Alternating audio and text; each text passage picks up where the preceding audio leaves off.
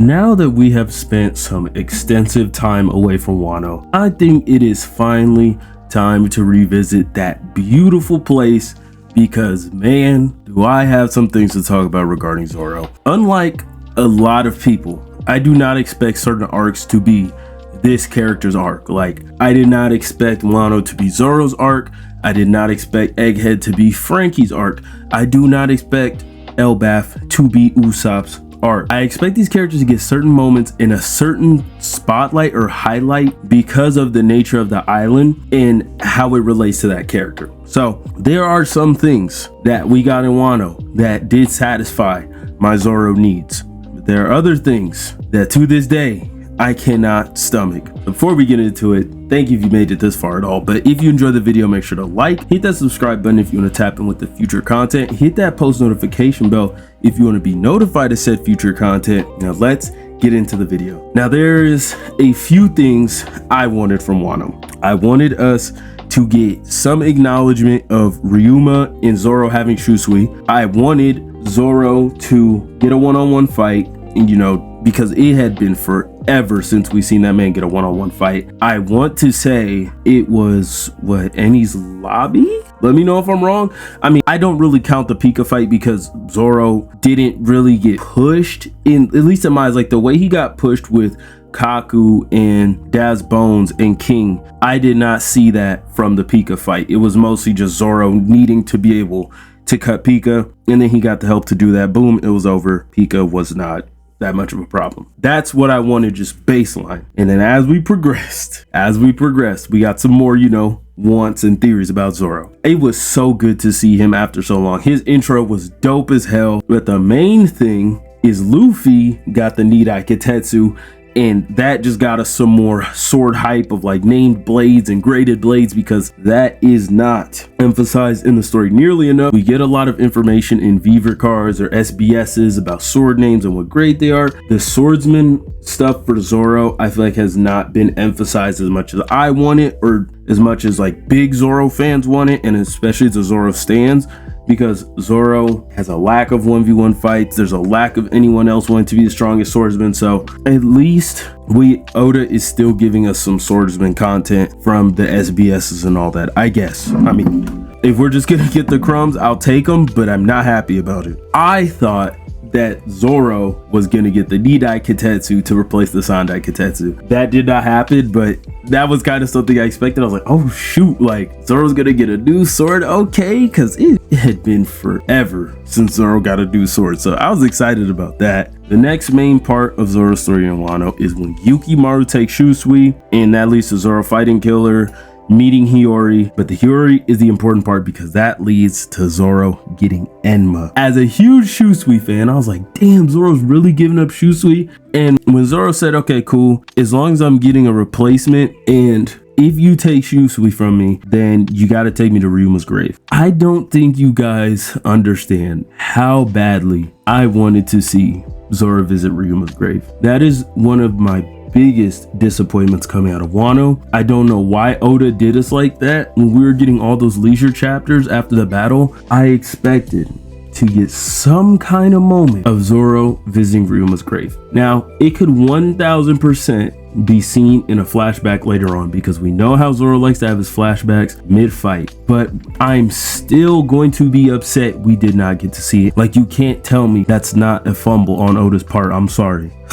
But getting back to Enma, we got to see the amazing power of it, how it just takes your hockey out. Now, before we could talk about Zoro's 1v1 fight against King, we have to talk about Roof Piece. Now that Zoro had Enma, the blade that scarred Kaido, which I don't know why it gets that reputation, and Ame no Habakiri gets no hype really, because it's an X-shaped scar. So obviously Enma was not the only sword that scarred Kaido. So Roof Piece, I'm expecting Zoro to get some acknowledgement from Kaido, and I'm expecting it to be like some decently long dialogue between Zoro and Kaido. I'm not saying I wanted a whole chapter, but I really wanted Kaido to be like, hey, what the, this nigga got Oda's sword, what the fuck? We get Zoro doing Dragon Blaze and missing, or Kaido dodging. Even then I was like, Kaido is kind, because he was like, why does that sword have Odin's presence? Which granted, he was fighting like 5 niggas, So I understand why he wasn't like solely focused on Zoro, but I was like, okay, you know, that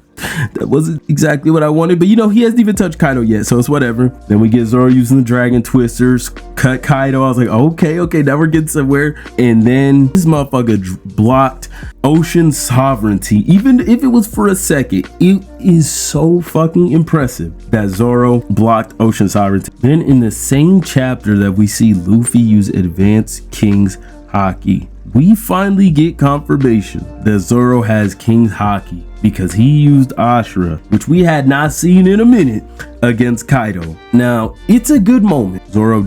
Kaido does acknowledge Zoro, but it just didn't hit for me like I wanted it to, because Kaido's just like, like really impressive. Like, you have King's Haki, and then Zoro's like, what are you talking about? I don't have King's Haki. Even now, it's a cool moment. I don't want to make it seem like I don't like the moment. It's very cool, but it did not hit me like I wanted it to. Like, I felt like it should have, because when Oden cut Kaido, that was a big moment. It was like, oh shit, like Kaido's done. Like, Oden is clearly stronger than this nigga. So for that to kind of just be Kaido's response left a very unsatisfying taste in my mouth. Zoro versus King gets started, and then that's when we officially got the confirmation because of Hyogoro and Kawamatsu. They're like, hold on, like Zoro reminds me of that one guy, the dual bladed samurai, the one we saw in Yamato's flashback. I don't remember his name, that's why I'm not saying his name, but he was Gyukumaru's master, I'm pretty sure. And they're also like, hey, you know, Ryuma was a one-eyed samurai too. So that was really cool to get, and I appreciated that. I liked the glimpses, and I liked Zoro versus King because I love fire abilities, I love Zoro, I love dinosaurs, and I love swords. It had like everything I love in it. And King had a very unique way of fighting, and it was goofy in some ways, but it was still cool as hell. Like the nigga pulling his head back and shooting off like a laser. Like, how is that not cool? I'm sorry, but we didn't like it. Just King did feel a little stupid after when I was skimming it again, because it's been so long since I read it, because he's literally just flying in the sky attacking Zoro, and Zoro's like, man, I gotta get him to come down because I'm just getting tired. And Zoro didn't really do anything crazy. Like, he just did the dragon twister, and then King for some reason was like, oh, okay, I'm gonna come down and sword fight you now. Like, why? You really had no reason to do that. And again, that's kind of one of my problems, because it didn't really feel like Zoro fighting a swordsman, because Zoro even said like, oh, you never said you were a swordsman, my bad. And King was kind of like, do you need a discipline or a school to fight and shit? So he's kind of just he's still a swordsman because he can use a sword for proficient ability, but by his own words, he's kind of like, I'm just a nigga with a sword. Like, it is what it is. And I wasn't really feeling that. I really wanted Zoro to get a swordsman battle, like we just straight clash in swords. But I guess because Zoro fights aren't that long, so him needing to figure out what race King is and King doing all the other extra shit, it kind of prolonged the fight. So I'm not mad at that, because, well, we'll get into that about the ending of the fight. But the first time I read it, I wasn't really feeling the Zoro flashback mid-battle. I was like, damn, why are you just now putting this together? After rereading with it, I had much less of a problem with it, because I was like, Zoro didn't really get too much time to breathe during the fight because King was just coming at him. And this was when he was trying to recover his swords and understand Enma. So it made sense that he started like thinking back to shit he had learned. And it was really cool seeing Kozaburo being part of Zoro's village and getting a little bit more insight on how Zoro got those two black swords that Mihawk broke, and finding out that he was Kuina's grandpa, and him telling Zoro that cursed blades are just blades that are really good at their fucking job. That's why they're called cursed blades. That was cool, because that was something else I had been wondering, like, what does it mean the blades are cursed? Like, what's behind that? And I was glad that we got that explained finally. And in the anime, it was really cool that when Zoro started to get a hold of Enma, his haki went from purple to green. That was dope as hell. But the ending of the battle just felt underwhelming to me. I don't know.